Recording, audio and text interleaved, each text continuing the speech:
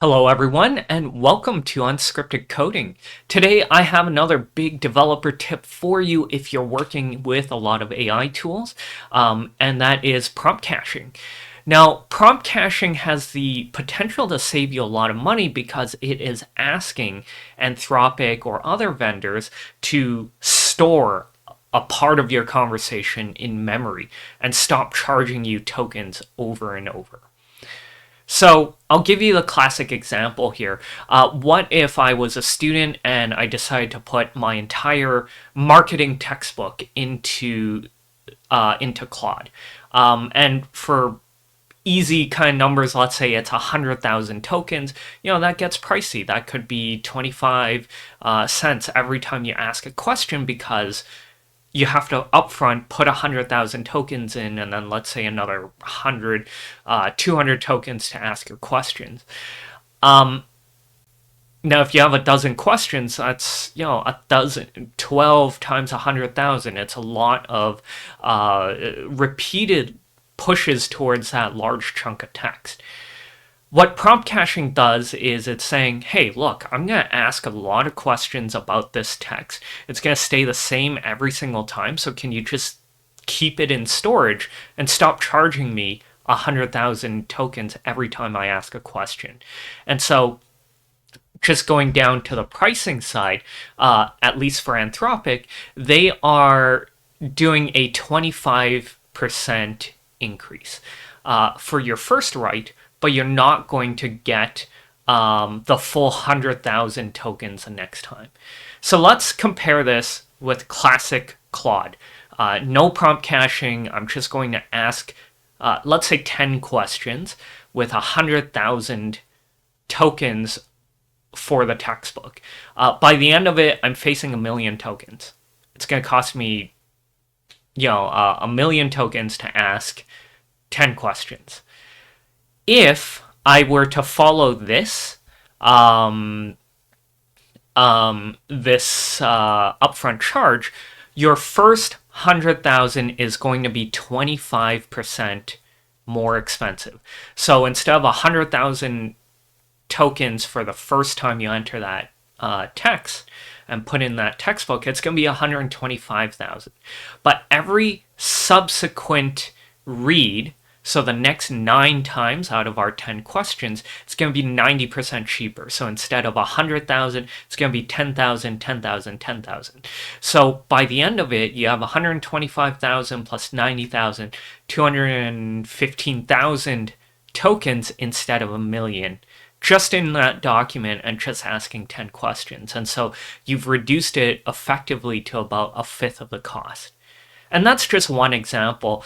They gave a number of different use cases here. If you have a very long conversation, so say role playing in your chatbot, you want to keep all of that historic chat in your conversation, you just keep it running.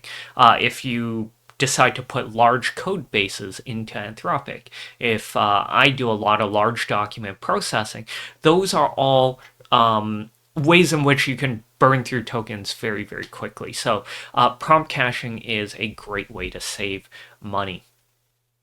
Now, I've been saying Anthropic a lot, but OpenAI and Gemini both have similar but not identical features. So for example, Anthropic, and I'll talk about this later, only keeps your data alive for 5 minutes. Now, every time you ask a question, it changes that timer back up to 5. But let's say I have 10 questions, but I want to ask it over a period of 3 days. Well, it's not going to keep that long. If you look at Google Gemini, for example, they are charging by storage. So you can keep that context for as long as you want, but they have a separate charge to keep it alive. I actually like Anthropic's version for my personal use. I'm not keeping documents for 5 days and still asking questions about it over and over. I like the simplicity in how they've created this. The other warning I should give is I'm just going to walk through this documentation very quickly because I found it really hard to understand. It was very confusing to me exactly what was happening, and that's why I'm walking through it. But once explained, I think it's a very simple system. So I'm not going to write code. We've seen kind of the document assembly, document analyzer tools I've been building, and you should be able to see how this slots right in, and I will be making those changes. But it's such a simple project, but so poorly explained, I think it makes better sense for me to walk through this. Okay, so we have the basic idea. You've thrown in a very large amount of text. You want to cache it so that the next time you ask questions, it's going to come back cheaper. The key to all of this is this little line right here that says cache control type ephemeral.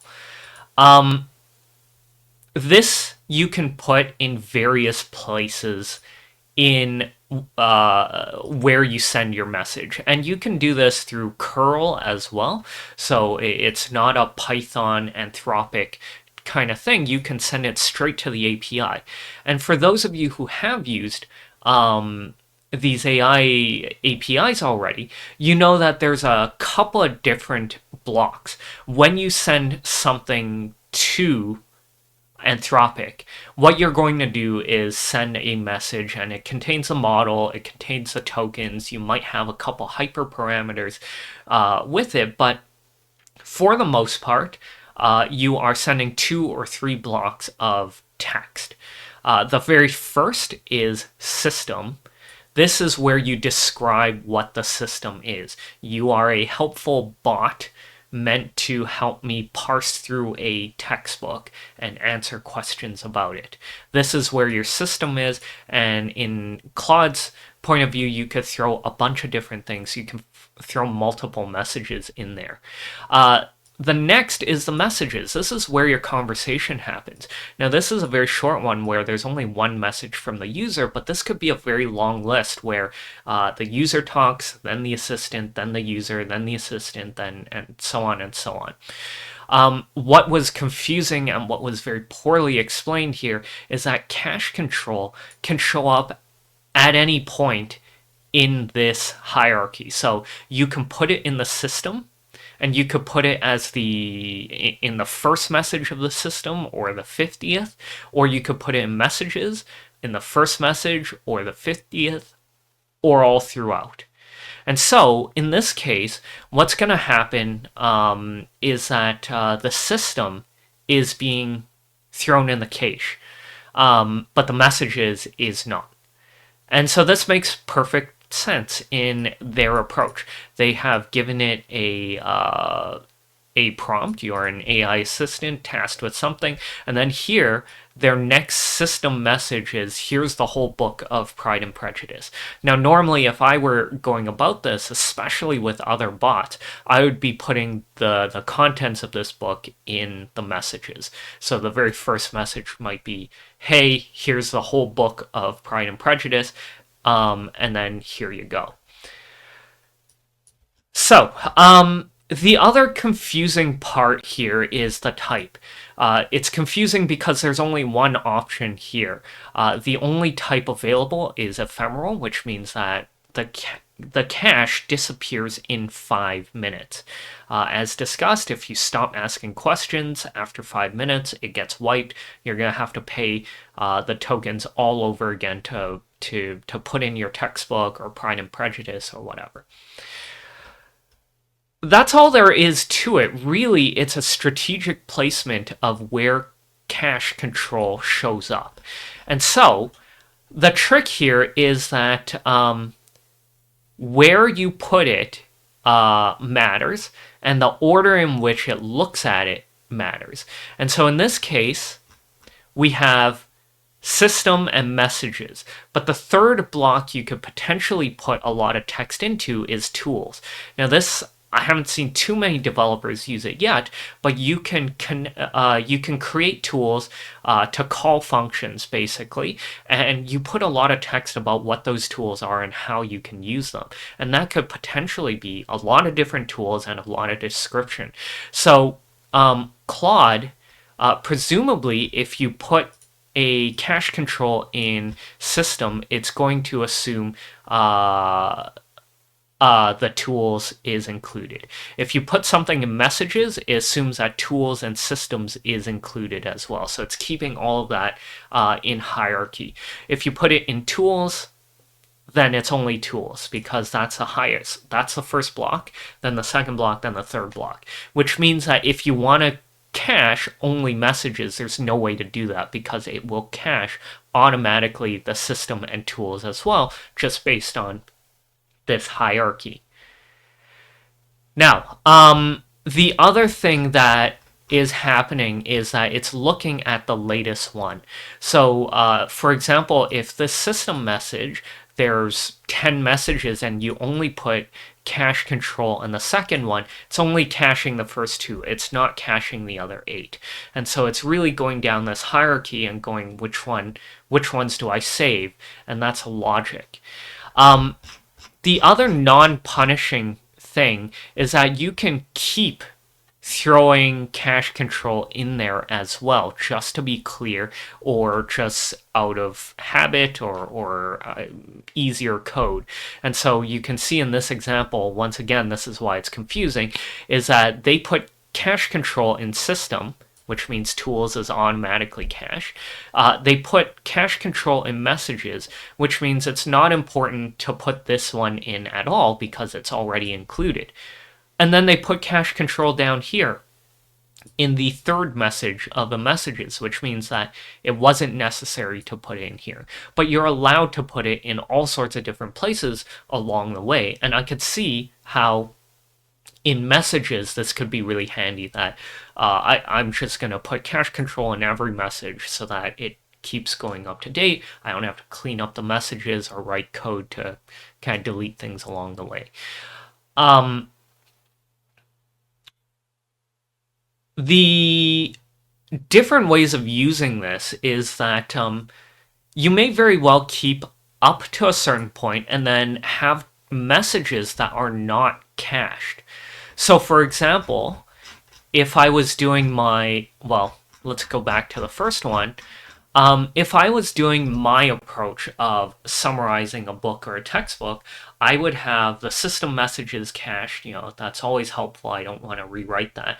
And then the first message is the book, and you always want to cache that. And then you have a long discussion about, say, one chapter in the marketing textbook that I hypothetically said. How do I market on social media? Let's say Instagram. And I have a long conversation. Really, the next time I start the next conversation, I want to erase all of those questions about chapter 6, social media, Instagram, and I want to move on to billboard advertisement, chapter 11.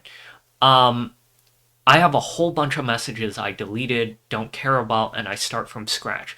And that means that strategically, I would put the cache control after the text, and that's it. And then I have all of this quick discussion that I may have follow-up questions. I may ask it to do something, write some summaries. All of those don't need to be in the next discussion and the next one and the next one. And depending on, say, how long your conversation is or how useful those first questions are, you want to very selectively choose where you put your cache control. So if I ask a couple leading questions of, hey, how would I write this essay? This is what my professor is grading on X, Y, and Z. I might keep those after the textbook as well because it's relevant to each of the discussions. And then I get rid of everything that's not. So, I think I'm going to stop here because I'm just rambling on at this point, but all it is this one line, cache control type ephemeral. There is no other type, and you are just moving this line wherever in your conversation. But before I wanted to end, I wanted to see what else is in here. Very detailed instruction sets. Oh, agentic tool use. As I said, tools can be extraordinarily long for some folks that are building it, and talking to books, papers, documentations. That's definitely one that I see a lot of as well. So we can see why why the cache this line has to be in different places depending on your use case. Anyways, I'm stopping there. Thanks for watching, and I will see you next time with another tip or project. Bye.